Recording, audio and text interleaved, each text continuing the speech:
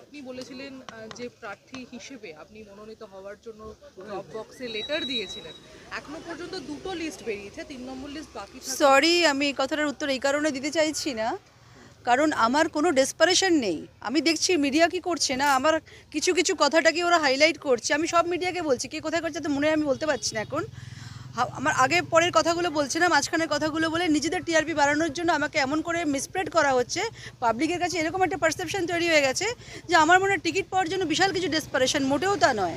আমি একজন মাস লিডারের সাথে আমার বিয়ে হয়েছে, পলিটিক্যাল, আমি যেহেতু পলিটিক্সটাকে ভালোবাসি, এই পার্টিটাকে, তো আমার অ্যাচিভমেন্ট ওখানেই হয়ে গেছে, আমি ওখানেই হ্যাপি। আমাকে রিপ্রেজেন্ট করতেই হবে তার কোনো মানে নেই। বাট কেন আমাদের মতন শিক্ষিত লড়াকু মানুষের প্রয়োজন সোচ্চার করতে পারি আমরা, এই কারণে প্রয়োজন কারণ আমাদের দল হোক যে কোনো পার্টিতে, পলিটিক্যাল পার্টি যদি কোনো রকমভাবে পলিউটেড হয়ে যায় না পার্টিটা, সমাজের পরিবর্তন তখনই আসে যখন আমরা নিজেদের মধ্যে বিবর্তনটা আনতে পারি।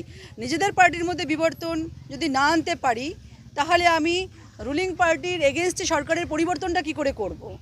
আর তারপরে আমি তো অন্য দলের মধ্যে যাদের ভুল থাকবে সেই সমস্ত পয়জনাস পলিউটেড এলিমেন্টদেরকে আমরা এলিমিনেট করতে পারি না, তো তখনই সমাজের পরিবর্তন হবে। তাই টিকিট পাওয়াটা বড় কথা না, বিষয়টা হচ্ছে ন্যায়ের সাথে থাকা, অন্যায়ের প্রতিবাদ করা। আর নিউ টাউন বিধানসভাতে যে ক্যান্ডিডেট হয়েছে, এটা হচ্ছে মানে যত কর্পোরেট অফিসেস সব নিউ টাউনে, যত government offices, regional office, zonal অফিসগুলো সব কলকাতা থেকে বিহার, উড়িষ্যা, আসাম, তার হেডকোয়ার্টার হচ্ছে eastern region, north east headquarter হচ্ছে কলকাতা। তো এখান থেকে সমস্ত কর্পোরেট অফিস, গভর্নমেন্ট অফিসেরও অফিস, তো এত ট্যাক্স পাচ্ছে, এত রেভিনিউ পাচ্ছে নিউ টাউন থেকে, যেটা দিয়ে সারা ওয়েস্ট বেঙ্গলের রেভিনিউতে মানে এক্সপেন্ডিচার চলছে বা এস্টাবলিশমেন্ট চলছে। তারা এরকম একটা ভিভিআইপি একটা জায়গাতে যাকে ক্যান্ডিডেট করা হয়েছে সে লিগালি অ্যাকিউজড। এখানকার মানুষ কেন এরকম ক্যান্ডিডেটকে মেনে নেবে?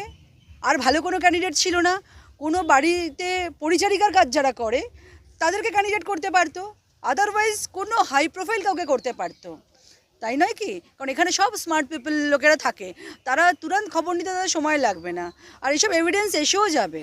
আপনি যে কথাটা বললেন যে আপনি ন্যায়ের সঙ্গে থাকতে চাইছেন, হ্যাঁ, এটাই আমার বার্তা, আমার প্রতিবাদ। দেখুন, আরেকটা মেসেজ আমি দিচ্ছি, সেটা হচ্ছে আমার যদি আমার পার্টি থেকে কোনো রকম বেনিফিট নেওয়ার হতো, ঠিক আছে ভাই, আমাকে এবার টিকিট দিল না, 5 বছর পরে দিতে পারে, বা আমাকে কমিটিতে একটা বড় কোনো জায়গায় আমাকে নেতৃত্বস্থানীয় জায়গায় রাখতে পারে, আমি তো এটা ভেবে চুপ করে থাকতে পারতাম। যদি আমার কিছু পার্টি থেকে কিছু বেনিফিট নেওয়ারই হতো, আমি চুপ থাকতাম, আমি কেন প্রতিবাদ করতাম, কেন আমি আওয়াজ তুলতাম? তার মানে আমার পার্টি থেকে আমাকে নেত্রী হতে হবে, আমাকে 5 বছর বাদে আমাকে টিকিট পেতে হবে, আমার এরকম কোনো ডেসপারেশন নেই, ঠিক আছে? তার জন্যই আমি উচিত কথাটা বলতে পারছি। দেখুন, যতক্ষণ হতে পারে 294টা সিটের মধ্যে সার্ভে করে তারা নীতি নির্ধারণ করে 294 জনকে সিলেক্ট করেছে, হয়তো তারা অমিট করে গেছে, খেয়াল করতে পারেনি, কোথাও একটা মিস্টেক হয়ে গেছে। সো তার জন্য আমাদের দায়িত্ব হচ্ছে আমাদের বিধানসভা থেকে ব্যাপারটাকে তুলে ধরা যে ক্যান্ডিডেট সঠিক নয়, কারণ যতক্ষণ সে ফিনান্সিয়ালি অ্যাকিউজ, তার তো জেলও হয়েছে, তাই না? তা 2 বছর জেল হয়নি, বাট 6 মাস তো জেল হয়েছে। তো এরকম কেন? আরও কোনো ফিজিক্যালি ডিসেবল কাউকে দিলেও তো সে প্রতিদ্বন্দ্বিতা করতে পারতো, বাট সে লিগালি অ্যাকিউজকে কেন দেওয়া হবে? তার চেঞ্জ হওয়াটা খুব জরুরি আছে। আপনি বলেছিলেন যে প্রার্থী হিসেবে আপনি মনোনীত হওয়ার জন্য ড্রপ বক্সে লেটার দিয়েছিলেন। এখনো পর্যন্ত দুটো লিস্ট বেরিয়েছে, 3 নম্বর লিস্ট বাকি থাকে। সরি, আমি এই কথাটার উত্তর এই কারণে দিতে চাইছি না, কারণ আমার কোনো ডেসপারেশন নেই। আমি দেখছি মিডিয়া কি করছে না, আমার কিছু কিছু কথাটাকে ওরা হাইলাইট করছে। আমি সব মিডিয়াকে বলছি, কে কোথায় করছে তো মনে হয় আমি বলতে পারছি না এখন। আমার আগে পরের কথাগুলো বলছে না, মাঝখানের কথাগুলো বলে নিজেদের টিআরপি বাড়ানোর জন্য আমাকে এমন করে মিসপ্রেড করা হচ্ছে। পাবলিকের কাছে এরকম একটা পারসেপশন তৈরি হয়ে গেছে যে আমার মনে হয় টিকিট পাওয়ার জন্য বিশাল কিছু ডেসপারেশন, মোটেও তা নয়। আমি একজন মাস লিডারের সাথে আমার বিয়ে হয়েছে, পলিটিক্যাল, আমি যেহেতু পলিটিক্সটাকে ভালোবাসি, এই পার্টিটাকে, তো আমার অ্যাচিভমেন্ট ওখানেই হয়ে গেছে, আমি ওখানেই হ্যাপি। আমাকে রিপ্রেজেন্ট করতেই হবে তার কোনো মানে নেই। বাট কেন আমাদের মতন শিক্ষিত লড়াকু মানুষের প্রয়োজন সোচ্চার করতে পারি আমরা, এই কারণে প্রয়োজন কারণ আমাদের দল হোক যে কোনো পার্টিতে, পলিটিক্যাল পার্টি যদি কোনো রকমভাবে পলিউটেড হয়ে যায় না পার্টিটা, সমাজের পরিবর্তন তখনই আসে যখন আমরা নিজেদের মধ্যে বিবর্তনটা আনতে পারি। নিজেদের পার্টির মধ্যে বিবর্তন যদি না আনতে পারি, তাহলে আমি রুলিং পার্টির এগেনস্টে সরকারের পরিবর্তনটা কি করে করব। আর তারপরে আমি তো অন্য দলের মধ্যে যাদের ভুল থাকবে সেই সমস্ত পয়জনাস পলিউটেড এলিমেন্টদেরকে আমরা এলিমিনেটেড করতে পারি না, তো তখনই সমাজের পরিবর্তন হবে। তাই টিকিট পাওয়াটা বড় কথা না, বিষয়টা হচ্ছে ন্যায়ের সাথে থাকা, অন্যায়ের প্রতিবাদ করা। আর নিউ টাউন বিধানসভাতে যে ক্যান্ডিডেট হয়েছে এটা হচ্ছে মানে যত কর্পোরেট অফিসেস সব নিউ টাউনে, যত government offices, regional office, zonal অফিসগুলো সব কলকাতা থেকে বিহার, উড়িষ্যা, আসাম, তার হেডকোয়ার্টার হচ্ছে eastern region, north east headquarter হচ্ছে কলকাতা। তো এখান থেকে সমস্ত কর্পোরেট অফিস, গভর্নমেন্ট অফিসেরও অফিস, তো এত ট্যাক্স পাচ্ছে, এত রেভিনিউ পাচ্ছে নিউ টাউন থেকে, যেটা দিয়ে সারা ওয়েস্ট বেঙ্গলের রেভিনিউতে মানে এক্সপেন্ডিচার চলছে বা এস্টাবলিশমেন্ট চলছে। তারা এরকম একটা ভিভিআইপি একটা জায়গাতে যাকে ক্যান্ডিডেট করা হয়েছে সে লিগালি অ্যাকিউজড।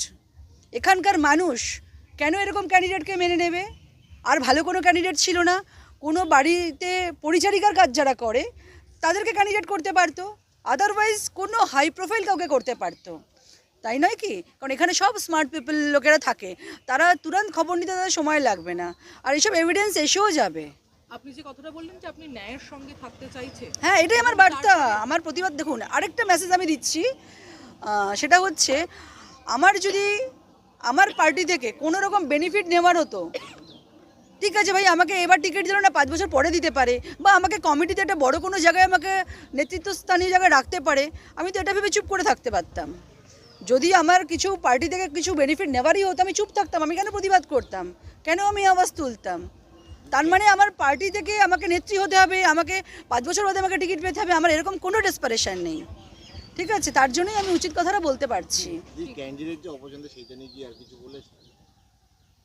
দেখুন, যতক্ষণ হতে পারে 294টা সিটের মধ্যে সার্ভে করে তারা নীতি নির্ধারণ করে 294 জনকে সিলেক্ট করেছে, হয়তো তারা অমিট করে গেছে, খেয়াল করতে পারেনি, কোথাও একটা মিস্টেক হয়ে গেছে।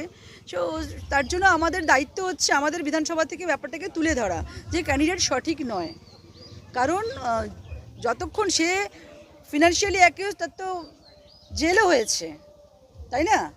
তার 2 বছর জেল হয়নি, বাট 6 মাস তো জেল হয়েছে। তো এরকম কেন?